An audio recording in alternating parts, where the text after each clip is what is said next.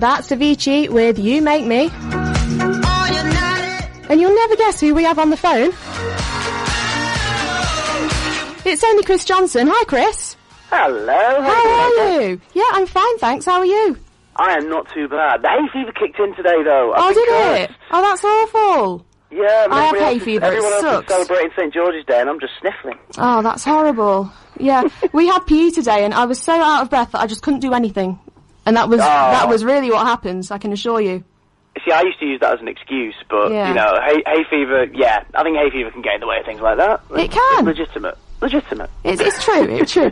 Now, obviously, most people will know you from being a children's television presenter. I mean, I described you earlier as Chris Johnson, a.k.a. my childhood. So, that's basically... But you want to talk to us about Doctor Who today? So obviously you've started up a new YouTube thing now. This is 9 is 10. Now that's obviously because the 9th Doctor's series is 10 years old. But what exactly is 9 is 10? Well, 9 is 10 was my way of sort of deciding to give my Doctor, and essentially the Doctor we kind of owe the fact the show's still around today. We kind of owe it to Chris Eccleston's portrayal of the character that the show made an impact in 2005. It was my way of sort of saying thank you. And also I noticed that the BBC weren't really planning any big event, which kind of makes sense. I mean, less than 2 years ago they celebrated the 50th. And although it would be very Doctor Who to celebrate your 10th birthday after your 50th birthday, it seemed like something that they weren't going to sort of fanfare about, and that's fine. So I thought, well, I'm going to fill the gap here, and I'm going to celebrate with fellow fans, people who've worked on the show or worked on the character, and kick it off with a series of audio commentaries, podcasts, and interviews. Okay. Now, obviously, you've just said that you're celebrating it with people who have kind of been in with the show. So, who can we expect to hear?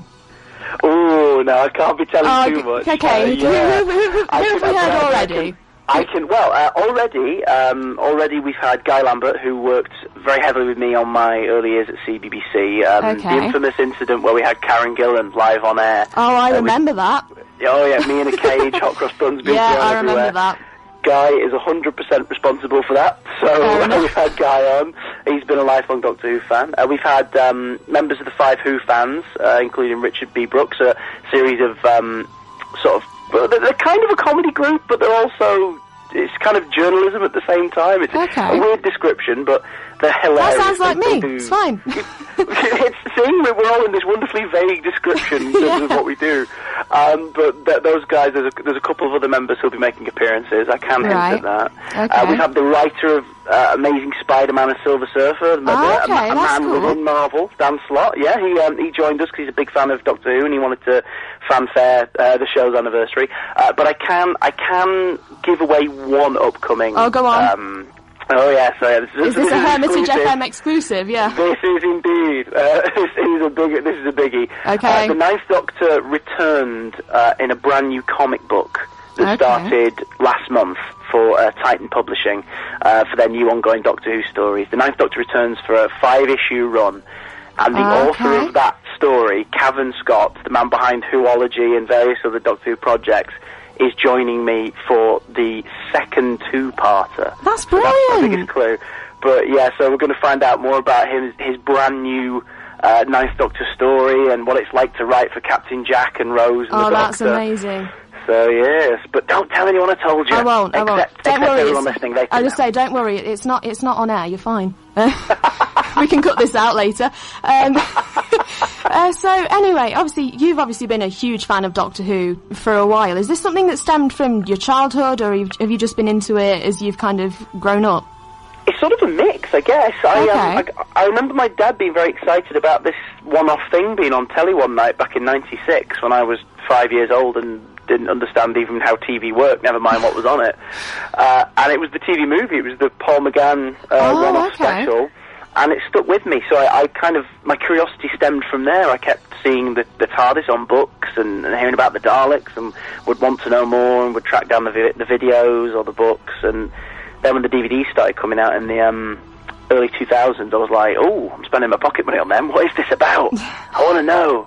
So when it came back to screens, I was giddy, because it was like, brilliant, that thing that nobody else in school knows about is coming to television. Awesome. Just that sci-fi thing that I love, it's here. Well, I think I first got into it with Christopher Eccleston, and it was kind of just a case of flicking through the channels one night and just randomly stumbling across it. And I think that one character that really stuck with me was Rose, for me. So who would you say is the one character for you that will always kind of be your character? Oh, my favourite from who? That's tough, because I've explored so much of it. I've wasted most of my hard-earned money for the past 5 years on Doctor Who DVDs. Wow, you got me there, AJ. That was a tough one. Probably, if we're picking, say, like, companions from the last 10 years, for example, I think Rose. Because she's very, very human. She's very flawed as well. A lot of people say, oh, she's a bit selfish, leaving a boyfriend to go running off with this northern bloke. What's all this about? But let's be honest, if we were presented with that opportunity, 90% of us wouldn't even hesitate. Well, yeah. Although maybe if it was a Time Lord rather than a northern bloke, but there we go. Hey, lots of planets have a north, that's all I'm saying. Yeah, it's very true. Now, you said I just stumped you with your favourite Doctor Who character. Mm-hmm. So, can I just stump you even more now and ask who's your favourite Doctor Who monster? Oh, wow, okay, that's a little easier, actually. Oh, really? Yeah, that's a little easier. It's the Autons. It's the shop window dummies brought to life. Oh, they terrified me. They're horrifying, aren't they? Because they were one of the first ones when I started seeking out Doctor Who. I think UK Gold showed John Pertwee, a bunch of John Pertwee, the Third Doctor's era, and his first stories with those shop window dummies. And it really frightened me. I was about maybe 8, I think, when I first watched it. It really scared me. Fast forward about 10 years later, and I start working for the BBC. I moved down to London. I was working at Television Centre. Mm-hmm. And I lived round the corner from the shop window that they burst out of in their first story. I'd have just moved. I'll be honest, I moved in a week later, started to realise, and I was like, is it too late to go back to where I was?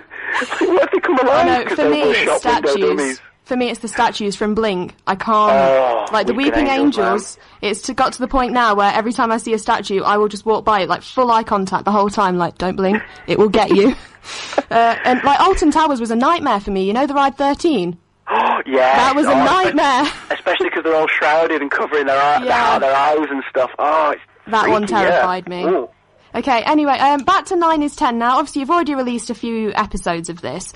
Now, I've been looking at some of your videos and, like, seeing how it works. So the idea of this is that you play it alongside the episode. Yeah, the main series serves as, like, an alternate commentary. Like, normally your commentaries are either going to be really funny because you've got the director or the writer or one of the actors involved. And sometimes they're a little bit weird because they've just booked one person and they're sat in a room talking just over watching the TV. The show. Yeah, it's just a bit strange. So I decided, right, to celebrate it, let's all watch along and let's watch with a fan or someone who's worked on the show or somebody who's in the world. So if you bring it up on SoundCloud or YouTube, made it available on a whole multitude of 2 platforms, and you can free download it as well. So yeah, you can put it on your iPod and download it from SoundCloud. So that's technically three places. You sync it up, and we'll tell you when to hit play. And then we all take the ride together, like a journey through time and space, albeit just through a speaker. Fair enough. Now, I have to say, I've not actually had a chance to watch one yet, but I will do when I get home tonight. So it's going to be a very early morning sleep for me, I think, rather than a late night sleep. So where can people find this? Now, you just said YouTube, SoundCloud. Where are the links for this? Are they perhaps on your Twitter or somewhere like that? The best place to go is any search engine. I'm quite proud that it's ended up doing this now, because obviously it takes a while for search engines to hone in on things specifically. Yeah. But if you search for 9 is 10, pretty much anywhere now, Google, Bing, Ask Jeeves even, for those still in 2002, it shows up. So it's, number 9 is... and then number 10 as one thing. But the 2 places where they can be found and located are my SoundCloud and YouTube channels, which are both official CDJ. Okay, thank you. Thank you very much for your time. Hey, it's a pleasure. Thank you very much for having me. Thanks. Do